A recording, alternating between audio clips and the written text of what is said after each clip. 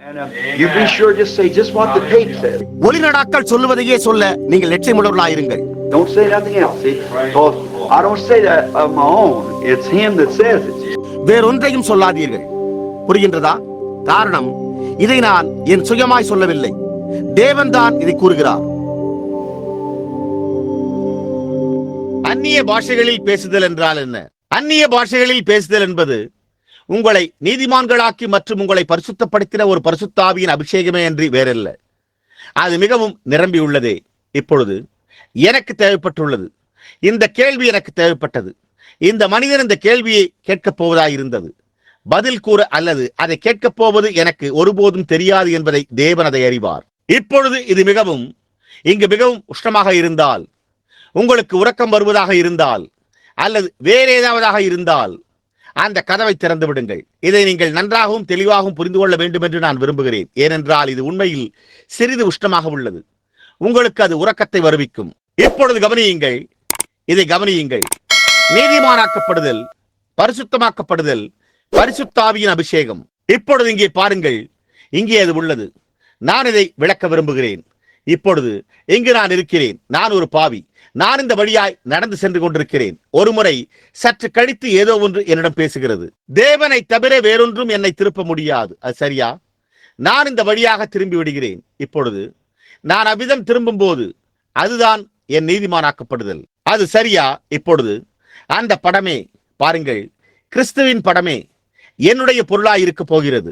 இப்பொழுது அவரை சுற்றிலும் எனக்கு நல்வுணர்வு தோன்றும் ஒரு இடத்துக்கு நான் செல்ல விரும்புகிறேன். பாருங்கள், நான் நீதிமானாக்கப்பட்டு விட்டேன். இப்பொழுது நான் அவருடன் பேசக்கூடிய இந்த கட்டத்துக்கு இங்கே வந்து விட்டேன். ஏனெனில் நான் இன்னும் என்னை குறித்து வெட்கமடைந்துள்ளேன். நான் இன்னும் புகைப்பிடிக்கிறேன். நான் இன்னும் பொய் சொல்லுகிறேன். நான் செய்யத்தகாத சில தீய காரியங்களை செய்து கொண்டிருக்கிறேன். மற்றும் எல்லா நேரங்களிலும் எனக்கு ஏற்றத்தாழ்வுகள் உள்ளன. ஆனால் அவர் என்னை இவை அனைத்திலும் இருந்து சுத்திகரிக்கும்படியாய் நான் அவரிடம் நடந்து சென்று அவரிடம் பேச வேண்டும் என்று விரும்புகிறேன். புரிகிறதா? சரி, அது இங்கு உள்ளது. அது பரிசுத்தமாக்கப்படுதலின் கட்டம். அது என்ன செய்தது? அது என்னை நேராக்கியது. பார்த்தீர்களா? இப்பொழுது நான் பரிசுத்த ஆவிக்கு செல்கிறேன். புரிகின்றதா? மேலும் இங்கு நான் அடையும் போது ஒரு அபிஷேகத்தினால் நான் பரிசுத்த ஆவியில் இருக்கிறேன். அது சரியா? பரிசுத்த ஆவி என்ன செய்கிறது? அது எனக்கு வல்லமையை தருகிறது. ஒரு பிரசங்கியாய் இருக்க வல்லமை, ஒரு பாடகனாய் இருக்க வல்லமை, அந்நிய பாஷைகளை பேசுவதற்கு வல்லமை, பாஷைகளுக்கு அர்த்தமுரைப்பதற்கு வல்லமை. அது முழுவதும் வல்லமையாய் உள்ளது. ஏனெனில் பரிசுத்த ஆவி என்பது தேவனுடைய வல்லமை. தேவனுடைய வல்லமையே என்னை திசை திருப்பியது. தேவனுடைய வல்லமையே என்னை பரிசுத்தமாக்கியது. இப்பொழுது என்னை நிரப்பியது தேவனுடைய வல்லமையே. இப்பொழுது ஒரு குறிப்பிட்ட தருணத்தில் நான் இங்கு நின்று கொண்டு நான் எதையோ கூற முயற்சித்துக் கொண்டிருக்க, என்னால் பேச முடியாத அளவிற்கு அப்படிப்பட்ட ஒரு மகத்தான விதத்தில் தேவனுடைய வல்லமை என் மேல் இறங்கி வருகிறது. புரிகிறதா? அப்பொழுது நான் திக்கி பேச தொடங்குகிறேன். உதாரணமாக, நான் சகோதரர்களே என்று கூற முற்படும் போது இந்த விதமாக நிற்பது போல நிற்கிறேன். இது இப்படி உள்ளது. இதை நான் இந்த விதமாக விவரிக்கப் போகிறேன். நீங்கள் அதை நிச்சயமாக புரிந்து கொள்ளும்படி சகோதரர்களாகி உங்களிடம் பேசப் போகிறேன். நீங்கள் எப்படி இருக்கிறீர்கள் சகோதரனே? பாருங்கள், நான் இன்னும் குற்றவாளியாயிருக்கிறேன். நான் இன்னமும் உங்களில் ஒருவராக இருப்பதற்கு நான் நிச்சயம் மகிழ்ச்சி அடைகிறேன். நான் மிகவும் மகிழ்ச்சி அடைகிறேன். நீங்கள் பாருங்கள், சரி, இப்பொழுது சற்று கழித்து என்ன? நீங்கள் என்னை கவனித்துக் கொண்டிருக்கிறீர்கள் என்றும், நான் அந்த காரியங்களை இன்னும் செய்து கொண்டிருக்கிறேன் என்றும், இன்னும் உலகத்தின் அசுத்தமான காரியங்களை செய்து கொண்டிருக்கிறேன் என்பதையும் நான் அறிந்திருக்கிறேன். சற்று கழித்து நான் சுத்திகரிக்கப்படுகிறேன். இப்பொழுது ஏதோ ஒன்று சம்பவித்துள்ளது. நான் பரிசுத்தமாக்கப்பட்டு விட்டேன். அப்பொழுது நான் உங்களை முகத்துக்கு நேராக பார்க்க முடிகிறது. நான் உங்களில் ஒருவனாக இருக்கிறேன். புரிகிறதா? சரி சகோதரனே, தேவனுக்கு ஸ்தோத்திரம். இந்த பரிசுத்த ஆவியின் கூட்டத்தில் நான் இருப்பதற்கு மகிழ்ச்சி அடைகிறேன். பரிசுத்தமுள்ள சகோதரராகிய உங்கள் மத்தியில் நான் இருப்பதற்கு மகிழ்ச்சி அடைகிறேன். ஏன்?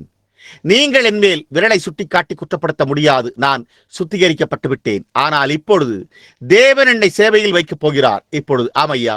சகோதரன் பிரணாமே, நீங்கள் நீதிமானாக்கப்பட்டு விட்டீர்களா?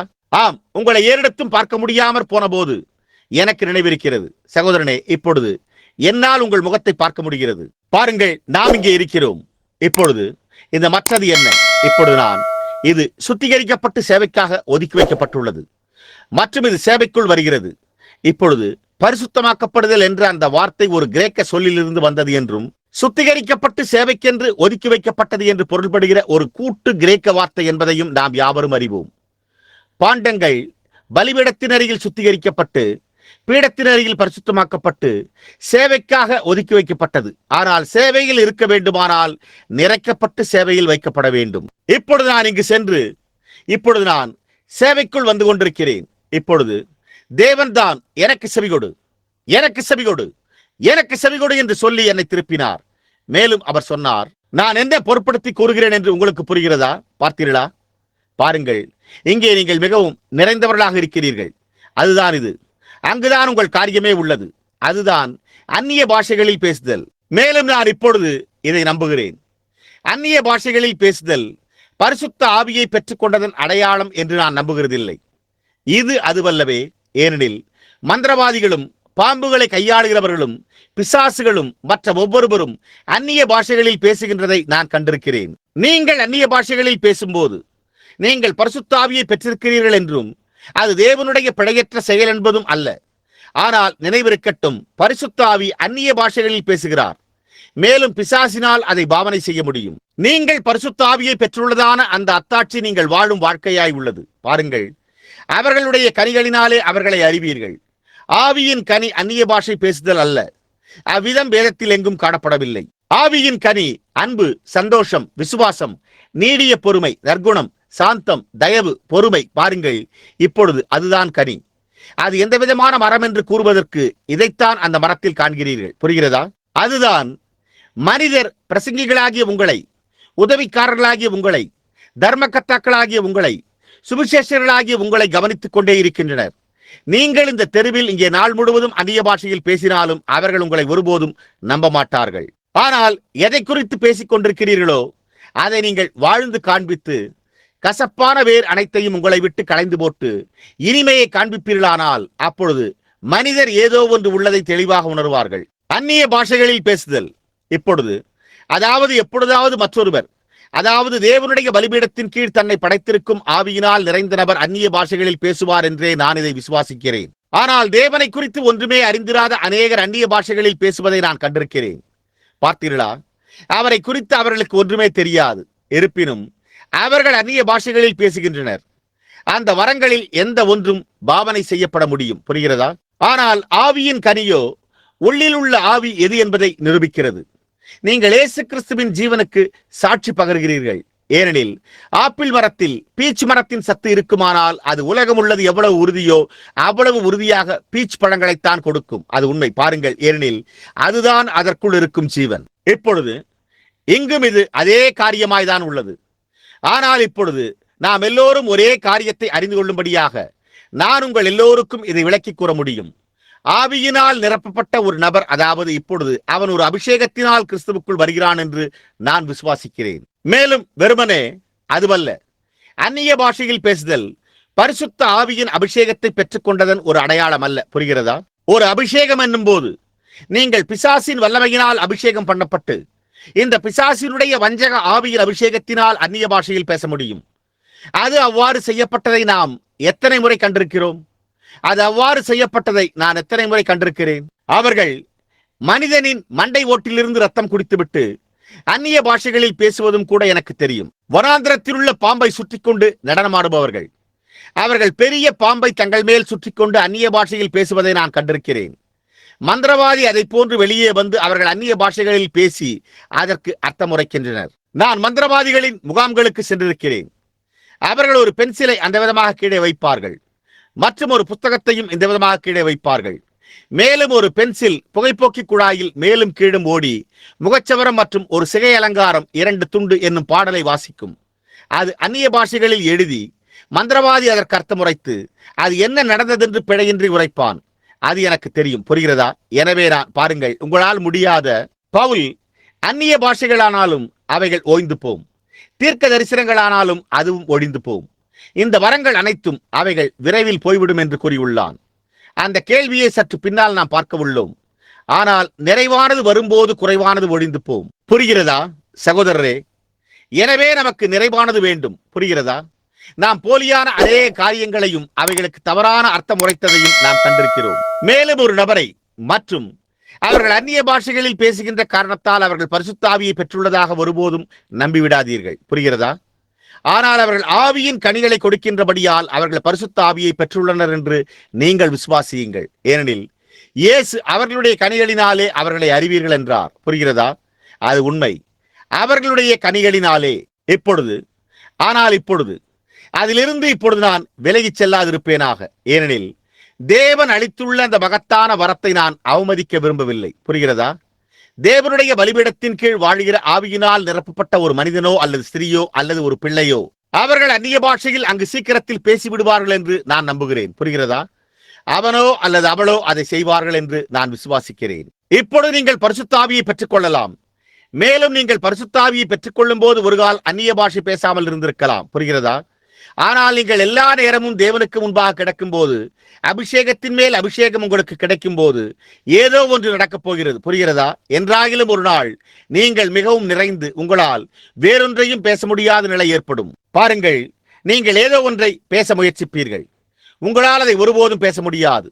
உங்களால் அதை பேசவே முடியாது. அநேக சமயங்களில் ஜனங்கள் அது பரிசுத்த ஆவி என்பதை உணர்ந்திருந்தால் அவர்கள் முன் சென்று தங்கள் இருதயத்தை திறந்து தேவன் அவர்களிடம் பேசுவதற்கு விட்டுக் கொடுப்பார்கள். வேதம் பரியாச உதடுகளினாலும் அந்நிய பாஷையினாலும் இந்த ஜனத்தோட பேசுவேன் என்று உரைத்துள்ளது. ஏசாயா 28 பாருங்கள், 28:18. இப்பொழுது பரியாச உதடுகளினாலும் அந்நிய பாஷையினாலும் பேசுவேன். ஒரு திக்குதல் என்றால் என்ன? ஒருவர் தெளிவாக பேச முடியாமல் இருப்பது. என்று திக்கிக் கொண்டே போதல். நீங்கள் திக்கி பேசுகிறீர்கள் என்று பேச முயற்சித்தல். பாருங்கள், ஆவியினால் முழுவதும் நிறைதல். அவர் பேச முயற்சித்துக் கொண்டிருக்கிறார். உதாரணமாக நான் சகோதரன் ஜாக்சன் என்று கூறுவது போல. பாருங்கள், எனக்கு அது பிடிக்கும். நீங்கள் பேச முயற்சித்துக் கொண்டிருக்கிறீர்கள், ஆனால் உங்களால் பேச முடிவதில்லை. பாருங்கள், அது ஆவியினால் மிக அதிகமாக நிரப்பப்பட்டிருத்தல். அது சகோதரரே, நான் உங்களை கேட்க விரும்புகிறேன். பரிசுத்த ஆவி எப்பொழுதாகிலும் உங்களை மிகவும் அதிகமாக அசைத்து உங்களால் ஒன்றும் பேச முடியாமல் போய் சிறிது நேரம் நீங்கள் அமைதியாக இருந்து நீங்கள் அங்கே உட்கார்ந்து அழுகின்ற நிலையை நீங்கள் எப்போதாவது உணர்ந்துள்ளீர்களா? அவ்விதம் நீங்கள் செய்திருக்கிறீர்களா? பாருங்கள், அதுதான் பரிசுத்த ஆவி. நீங்கள் மாத்திரம் ஜனங்கள் அநேக நேரங்களில் அந்நிய பாஷையில் பேசாததன் காரணம் தங்களை எவ்வாறு ஆவிக்கு சமர்ப்பிப்பது என்பதை அறியாததனால்தான். மேலும் அது அவர்கள் மேலேயே உள்ள போது அவர்கள் தொலைவில் உள்ள ஏதோ ஒன்றை எதிர்நோக்கி கொண்டிருக்கின்றனர். புரிகிறதா? அந்த காரணத்தினால்தான் அவர்களால் முடியாமல் பின்னர் சிலர் தாங்களாகவே உணர்ச்சி வசப்பட்டு அர்த்தமே இல்லாத சில அடுக்கடுக்கான வார்த்தைகளை கூறுகின்றனர். அவர்கள் இன்னும் பரிசுத்த ஆவியை பெற்றிருக்கவில்லை. இருப்பினும் அவர்கள் அந்நிய பாஷையில் பேசினதினால் அவர்களுக்கு பரிசுத்த ஆவி உள்ளதாக கூறிக்கொள்கின்றனர். அவர்களுடைய கனிகளினாலே அவர்களை அறிவீர்கள். பாருங்கள், இப்பொழுது ஒரு கேள்வி உண்டா? ஆம் சகோதரனே. சகோதரன் ஜாக்சன், உங்களுக்கு நன்றி. அது உண்மை சகோதரன் ஜாக்சன், எனக்கும் கூட அந்த விதமாகத்தான் நேர்ந்தது. பாருங்கள், பின்னால் உள்ள என்னுடைய கொட்டகையில் நான் பரிசுத்த ஆவியின் அபிஷேகத்தை பெற்றுக் கொண்டேன். மேலும் ஏறக்குறைய 1 ஆண்டு கழித்து அப்படி ஏதோ ஒன்று நான் அந்நிய பாஷையில் பேசினேன். மேலும் சுமார் 1 அல்லது 2 ஆண்டுகள் கழித்து நான் ஒரு சபையில் பிரசங்கித்துக் கொண்டிருந்தேன். நான் இப்படி மேடையின் மேல் நின்று கொண்டிருந்தேன். மேலும் நான் இளைஞனாக இருந்தபோது இப்பொழுது உள்ளதைப் போல் வயதாகியும் விரைப்பாயும் இல்லை. அப்பொழுது என்னால் சிறிது நன்றாக மேடையில் நடமாட முடியும் மற்றும் நான் பிரசங்கிக்கும் போது மிகவும் உணர்ச்சி வசப்பட்டேன். அங்கு நின்று கொண்டு பிரசங்கித்துக் கொண்டிருக்கையில் அப்பொழுது நான் ஒரு மேசையின் மேல் குதித்தேன். அது ஒரு பாப்டிஸ்ட் சபையாயிருந்தது, மில்டவுன் பாப்டிஸ்ட் சபை. நான் அந்த விதமாக மிகவும் பலமாக பிரசங்கித்துக் கொண்டே உட்பாதைக்கு சென்றேன். மேலும் நான் பிரசங்கத்தை நிறுத்தின போது ஏதோ ஒன்று என்னை ஆட்கொண்டு பல வார்த்தைகளை கூறியது. 4, 5 அல்லது 6 வார்த்தைகளை அந்நிய பாஷையில் பேசினேன். நான் என்ன செய்து கொண்டிருக்கிறேன் என்பதை அறிந்து கொள்வதற்கு முன் களைப்படையும் தேசத்தில் கண்மலை, புயலடிக்கும் நேரத்தில் புகலிடம் என்று நான் கூறுவதை என்னால் கேட்க முடிந்தது. பார்த்தீர்களா? அதன் பிறகு ஒரு நாள் ஒரு ரயில் பாதையின் வழியாக நடந்து வந்து கொண்டிருந்தேன். ஸ்காட்ஸ்பர்க்கு இந்த பக்கமாக ரயில் பாதை வழியாக ரோந்து வந்து கொண்டிருந்தேன். அப்பொழுது காற்று பலமாக அடித்துக் கொண்டிருந்தது. ஓஹோ, என்னே! ரயில் பாதையின் மேல் பனிக்கட்டி படர்ந்திருந்தது. எனக்கு நியமிக்கப்பட்ட 33,000 எண் நெடுஞ்சாலையில் நான் நடந்து செல்வதற்காக நான் ரயில் பாதையை கடந்து மறுபுறம் சென்றேன். 66 எண் கொண்ட நெடுஞ்சாலை மற்றொரு பக்கம் சென்றது. அது ஏறக்குறைய ரயில் பாதைக்கு இணையாக சென்றது. நான் பாதையின் வழியாக நடந்து சென்று கொண்டிருந்த போது திடீரென்று நான் பாடிக்கொண்டே அங்கே தனிமையாக நடந்து சென்று கொண்டிருந்தேன். நான் எப்பொழுதும் பாடுவது வழக்கம். நான் ஜெபிக்க செல்ல எனக்கு வெவ்வேறு இடங்கள் இருந்தன. நான் பாடிக்கொண்டே தனிமையாக நடந்து சென்று கொண்டிருந்த போது திடீரென்று நான் அந்நிய பாஷையில் பேசுவதை உணர்ந்தேன். பாருங்கள், நான் என்ன செய்து கொண்டிருந்தேன் என்று எனக்கு தெரியவே இல்லை. அந்நிய பாஷையில் பேசுதல் அப்படிப்பட்ட ஒரு எரியும் நிலையில் வருவதால் அந்த நபருக்கு தான் என்ன செய்து கொண்டிருக்கிறார் என்பதே தெரியாது. இல்லை என்றால் அவர்கள் என்ன பேசிக் கொண்டிருக்கிறார்கள் என்று அவர்களுக்கு தெரியாது. அந்நிய பாஷைக்கு அர்த்தம் உரைத்தலும் அந்த விதமாகவே உள்ளது. அர்த்தம் உரைப்பவர்கள் தாங்கள் என்ன சொல்ல போகிறார்கள் என்பதை அறிந்திருக்கவே மாட்டார்கள். அவர்கள் அதை கூறப்போவதை குறித்து அவர்களுக்கு எந்த எண்ணமும் இருக்காது. ஏனெனில் அது இயற்கைக்கு மேம்பட்ட ஒன்று. பாருங்கள், நீங்கள் மாம்ச பிரகாரமானதை அதில் நுழைப்பீர்களானால் அப்பொழுது நீங்கள் மாம்ச சம்பந்தமானதையே பெற்றுக் கொள்ளுகின்றீர்கள். நீங்கள் பாருங்கள், ஏதோ ஒன்று உங்களை பற்றிக்கொண்டு உங்களை ஆட்கொள்ளும் போது நீங்கள் அதை செய்து கொண்டிருக்கிறீர்கள். புரிகிறதா? நிச்சயமாகவே சகோதரன் நெவில், நீங்கள் கூறலாம், அவன் தன்னை கட்டுப்படுத்திக் கொள்ள முடியும். ஆம், உதாரணமாக, ஆம், அது உண்மை, அது உண்மை. அவன் அதை உணர்கிறான். புரிகிறதா? இப்பொழுது வேதம் உரைத்துள்ளது போல அந்நிய பாஷைகளில் பேசுகிற ஒருவன் அதற்கு அர்த்தம் உரைக்கிறவன் இல்லாமற் போனால் அவன் அமைதியாயிருக்க கடவன். இப்பொழுது நிச்சயமாகவே, உதாரணமாக, நான் இங்கு நின்று கொண்டிருக்கிறேன் என்று வைத்துக் கொள்வோம். யாராகிலும் ஒருவர் நீங்கள் கூச்சலிடவிருக்கிறீர்கள். அதே காரியம் நீங்கள் கூச்சலிட தொடங்கும் போது தேவனுடைய வல்லமை உங்கள் மேல் வருவதை நீங்கள் எப்பொழுதாகிலும் உணர்ந்ததுண்டா? எத்தனை பேர் உணர்ந்திருக்கிறீர்கள்? பாருங்கள், நாம் எல்லோருமே உணர்ந்திருக்கிறோம். பார்த்தீர்களா? நீங்கள் அங்கு உட்கார்ந்து கொண்டிருக்கிறீர்கள், அது வருவதை நீங்கள் உணர்கின்றீர்கள். இப்பொழுது அதை நீங்கள் அணைத்து போடக்கூடிய நேரங்கள் உண்டு. பாருங்கள், அதாவது அதை நீங்கள் அடக்கிக் கொள்ள முடியும். பாருங்கள், அந்நேரத்தில் பேசுவது சரியா இருக்காது. நீங்கள் நின்று கொண்டு அமெரிக்க ஐக்கிய நாடுகளின் ஜனாதிபதியுடன் பேசிக் கொண்டிருக்கிறீர்கள், அல்லது மாநகராட்சி மன்ற தலைவரோடு இங்கே நின்று கொண்டிருக்கிறீர்கள். வேறு எதை குறித்தாலும் நீங்கள் பேசிக் கொண்டிருக்கிறீர்கள். ஒரு கூட்ட ஜனங்களுடன் ஏதோ ஒன்றை குறித்து இங்கே தெருவில் பேசிக் கொண்டிருக்கிறீர்கள். அப்பொழுது நீங்கள் திடீரென்று மேலும் கீழும் குதித்து மகிமை அல்லேலூயா என்று கூச்சலிட்டு எல்லாவற்றையும் உதைத்தெறிந்து தெருவில் மேலும் கீழும் ஓடத் தொடங்கினால் என்னவாகும்? அப்பொழுது நீங்கள் பைத்தியக்காரர் என்று அவர்கள் கூறுவார்கள். புரிகிறதா? அவர்கள் அந்த மனிதன் பைத்தியக்காரன் என்பார்கள். புரிகிறதா? சரி, பாருங்கள், அவ்விதம் செய்யக்கூடாது என்பது உங்களுக்கு தெரியும். அது உங்களுக்குள்ளாக தூண்டிக்கொண்டே இருந்து உங்களால் அதை அப்படியே அடக்கிக் கொள்ளவே முடியவில்லை என்றாலும் நீங்கள் எப்படியும் அதை அடக்கிக் கொள்வீர்கள். அப்பொழுது நீங்கள் ஆமையா, ஆமையா, ஆம், ஆமையா என்று சொல்லுவீர்கள். அந்த நேரத்தில் அது உன்னை துண்டு துண்டாக தோண்டி எடுத்துக் கொண்டிருப்பினும் நீங்கள் அமைதியாக இருக்க வேண்டும் என்பதை அறிந்திருப்பீர்கள். புரிகிறதா? அண்மையில் இங்கே ஒரு நீதிமன்றத்தில் சில பெந்தேகோஸ்தையினரை அவர்கள் ஏதோ ஒன்றை செய்ததற்காக, அதிகமாக கூச்சலிட்டதற்கோ அல்லது வேறு ஏதோ ஒன்றுக்காகவோ அவர்களை கொண்டு வந்து நிறுத்தினர். அவர்களை அவ்வாறு செய்தது முற்றிலும் நியாயமானது. நீங்கள் பாருங்கள், அது சரிதான். ஆனால் நீதிபதி அவர்களிடம் ஏதோ ஒன்றை கூற முயன்ற ஒவ்வொரு முறையும் அவர்கள் அந்நிய பாஷையில் பேசத் தொடங்கினர். பார்த்தீர்களா? அப்பொழுது நீதிபதி, இந்த பைத்தியக்கார ஜனங்களை இங்கிருந்து கொண்டு போய்விடுங்கள் என்று கூறிவிட்டார். பார்த்தீர்களா? இப்பொழுது அவர்கள் பேசின அந்நிய பாஷைக்கு அர்த்தமுறைத்தல் உண்டாயிருந்து அவர்கள் நீதிபதியிடம், கர்த்தர் உரைக்கிறதாவது, இன்ன காரியம் உண்மையாக நடந்திருக்கும், கர்த்தர் உரைக்கிறதாவது, நீதிபதி அவர்களே, நேற்றிரவு ஒரு வேசியுடன் வாழ்ந்த நீர் இங்கே நின்று கொண்டு என்னை நியாயம் தீர்க்கிறீரா? அவள் பெயர் சாலி ஜோன்ஸ். அவள் அந்த விதமான இன்ன குறிப்பிட்ட இடத்தில் 44ஆம் வீட்டில் வசிக்கிறாள். அப்படி இருக்க நீர் என்னை ஏன் நியாயம் தீர்க்கிறீர்? அது கர்த்தர் உரைக்கிறதாவது. இப்பொழுது அதை மறுதளிப்பீரானால் நீர் இங்கேயே விழுந்து மரிப்பீர் என்று கூறியிருந்தால் எப்படி இருக்கும்? இப்பொழுது சகோதரனே, அப்பொழுது அங்கு வேறு விதமான ஒன்று நடந்திருக்கும். ஆனால் நீங்கள் அங்கு நின்று கொண்டு அந்நிய பாஷை மட்டும் பேசுவீர்களானால் அப்பொழுது நீங்கள் அவர்களுக்கு ஒரு அந்நியராய் இருப்பீர்கள் என்று பவுல் கூறினான். உங்களுக்கு புரிகிறதா? இப்பொழுது நீங்கள் எப்பொழுது அமைதியை கடைபிடிக்க வேண்டும், எப்பொழுது கடைபிடிக்காமல் இருக்கலாம் என்பதை அறிந்திருக்கிறீர்கள். புரிகிறதா? இப்பொழுது அது பாருங்கள், இப்பொழுது நீங்கள் என்னை சரியாக புரிந்து கொள்கிறீர்கள். நான் என்ன பொருட்படுத்தி கூறுகிறேன் என்பதை நீங்கள் அறிவீர்கள். புரிகிறதா? அதுதான் காரியம். நிச்சயமாக நாம் அந்த கேள்வியை இங்கே கீழே பெற்றிருக்கிறோம். இந்த விதமாக அதை நான் கூறாமல் பிடித்து வைத்திருந்த காரணம் அதே காரியத்தை நாம் பெற்றுள்ளோம். அவர்கள் அமைதியாய் இருக்க வேண்டும் என்று கருதப்படுகின்றனரா? உங்களுக்கு புரிகிறதா? அதற்காகத்தான் நீங்கள் கேட்கும் வரைக்கும் அதற்கு நான் பதிலளிக்கவில்லை. ஆனால் அந்த நேரம், அதற்கு பதிலளிக்க வேண்டிய நேரம் இப்பொழுதே. பாருங்கள், இப்பொழுதே. மேலும் கீழே உள்ள இந்த கேள்வியையும் கூட நாம் இங்கே பார்க்கலாம். அப்பொழுது ஏற்கனவே கூறினவைகளை நான் குறிப்பிடலாம். எல்லோரும் அந்த கேள்விக்கான பதிலை நன்றாக புரிந்து கொண்டீர்களா? ஆம் சகோதரன் ஃப்ரெட், நிச்சயமாக ஆமையா. பாருங்கள், ஏனெனில் பரிசுத்த ஆவியானவர் ஒவ்வொரு பாஷைகளிலும் பேசுகிறார். புரிகிறதா? பெந்தேகோஸ்தே நாளில் வானத்தின் கீழ் காணப்படும் எல்லா பாஷைக்காரரும் அங்கு கூடியிருந்தனர். பாருங்கள், ஆங்கிலத்தில் பேசுகிற இப்பொழுது சகோதரன் ஃப்ரெடி, இதை நான் எப்பொழுதும் அறிந்திருக்கிறேன். அதாவது நான் எப்போதாவது அபிஷேகத்தின் கீழ் ஒரு பிரசங்கத்தை பிரசங்கித்தால் அது ஆவியானவர் பேசும்படி தந்தருள்வதே. நீங்கள் பாருங்கள், அது புரிகிறதா? எனவே அது ஆங்கிலம் புரியாத ஒரு மனிதனுக்கு அது அந்நிய பாஷையாயிருக்கும். ஆனால் அதே சமயத்தில் அந்நிய பாஷை என்பது உண்மையில் அந்நிய பாஷை அல்ல. அது அங்கு யாராகிலும் இருப்பார்கள். பெந்தேகோஸ்தே நாளில் அவர்கள் கூறியது போல அந்த பாவிகள் அனைவரும் அவர்கள் நாம் நம்முடைய சொந்த மொழியில் ஒவ்வொரு மனிதன் பேசுவதையும் எப்படி கேட்கிறோம், இந்த கலிலேயர்கள் பேசுகிறதை நம்முடைய சொந்த மொழியில் நாம் எப்படி கேட்கிறோம் என்றனர். அதை குறித்தே தெரியாத பாஷையாய் இருக்கவில்லை.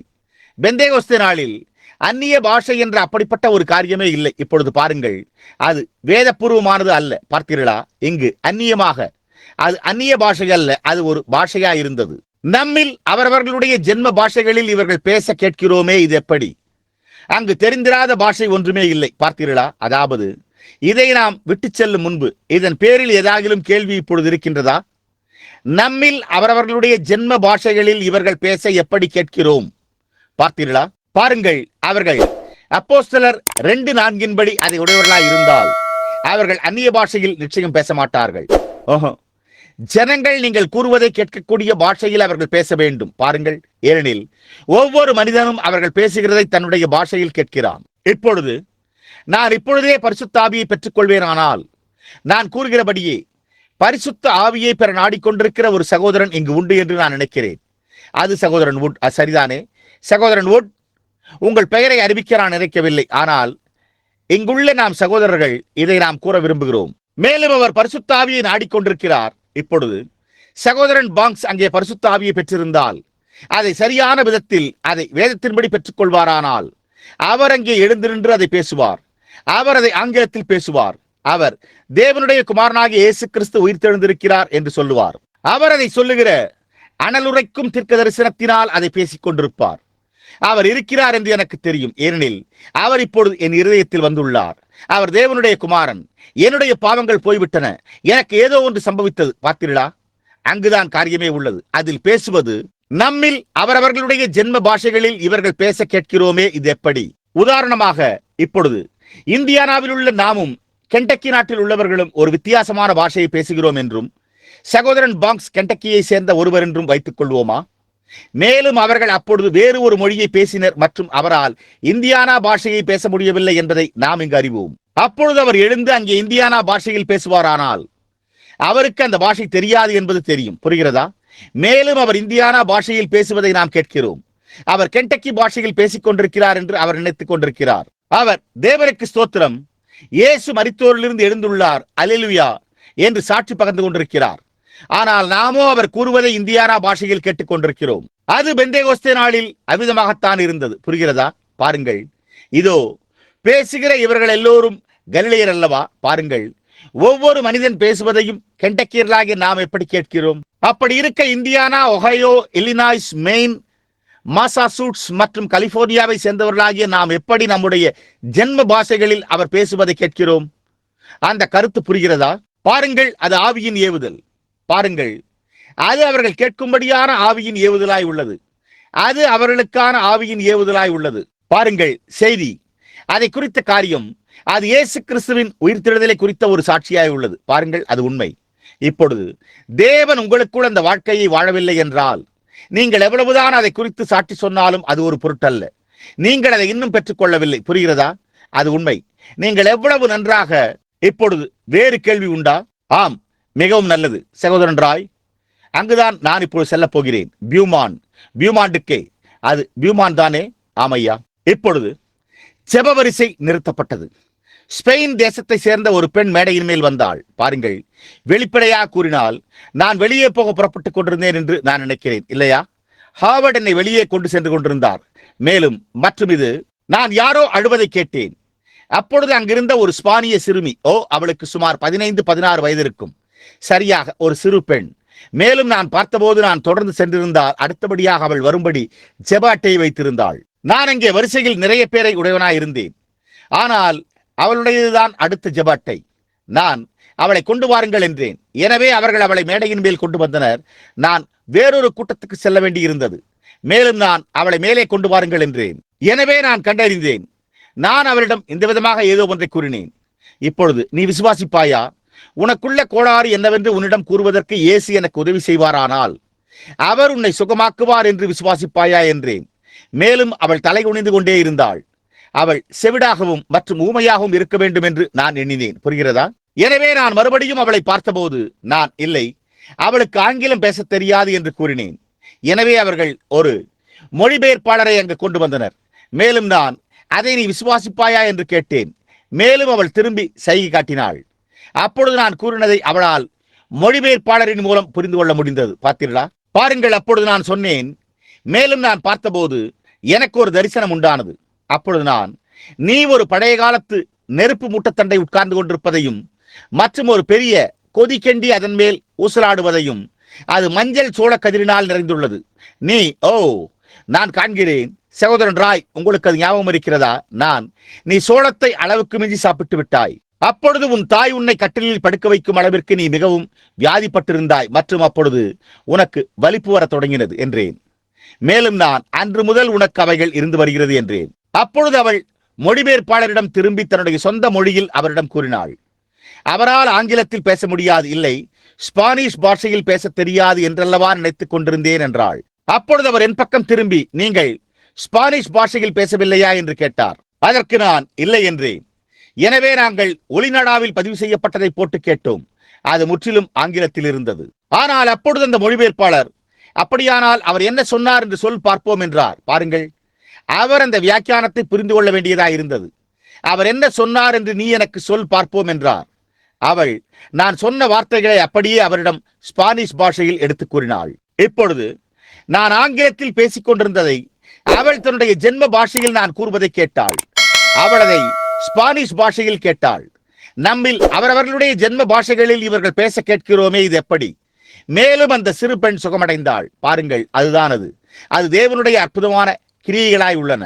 அவர் எதை வாஞ்சிக்கிறாரோ அது உண்மை, முற்றிலும் உண்மை. அப்படியானால் அது எதை கொண்டு நிரப்பப்பட்டுள்ளது என்பதை கவனியுங்கள். அப்பொழுது நீங்கள் பரிசுத்த ஆவியை பெற்றுள்ளீர்களா அல்லது இல்லையா என்பதை அறிந்து கொள்வீர்கள். புரிகிறதா? அது எதை கொண்டு நிரப்பப்பட்டுள்ளது என்பதை கவனியுங்கள். அந்த பாண்டம் அசுத்தங்களினால் நிறைந்திருந்தால் அப்பொழுது அது தேவனுடைய பாண்டம் அல்ல. ஆனால் அது தூய்மைகளினால் நிறைந்திருந்தால் அப்பொழுது அது தேவனுடைய பாண்டம். நான் என்ன பொருட்படுத்தி கூறுகிறேன் என்று புரிகிறதா? நிச்சயமாக. ஓஹோ, அது முற்றிலும் உண்மை. நிச்சயமாக. நாம் எல்லோருமே நாம் அதை காண்கிறோம். அதை நான் பல முறை கண்டிருக்கிறேன். ஆமையா, நாம் எல்லோருமே நாம் அந்த காரியங்களோடு அறியப்பட்டிருக்கிறோம் என்பதை நாம் அறிந்திருக்கிறோம். அது எண் 4 என்று நான் நினைக்கிறேன். பரிசுத்த ஆவியால் நிரப்பப்பட்ட மக்கள் அனைவருமே விரைவிலோ அல்லது காலந்தாழ்ந்தோ அந்நிய பாஷையில் பேசுகின்றார்களா?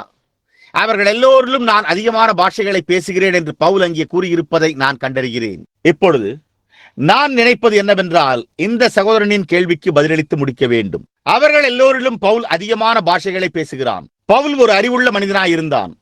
அவனுக்கு தாமே அநேக பாஷைகள் தெரிந்திருந்தது. பாருங்கள், அவனால் பேச முடிந்த அவன் நியாய விசாரணைக்கு சென்றிருந்த போது அவன் இந்த விதமான ஒரு பாஷையை அல்லது அந்த விதமான ஒரு பாஷையை அல்லது அது என்னவா இருந்தாலும் பேச முடிந்தது என்பது நினைவிருக்கட்டும். மேலும் அது ஜனங்களுக்கு அந்நிய பாஷையாக இருந்தது. ஆனால் அது ஆவியினால் ஏவப்பட்டதா இருக்கவில்லை. அவை வழக்கமாக பேசப்படும் பாஷைகளாய் இருந்தன. நீங்கள் பாருங்கள்.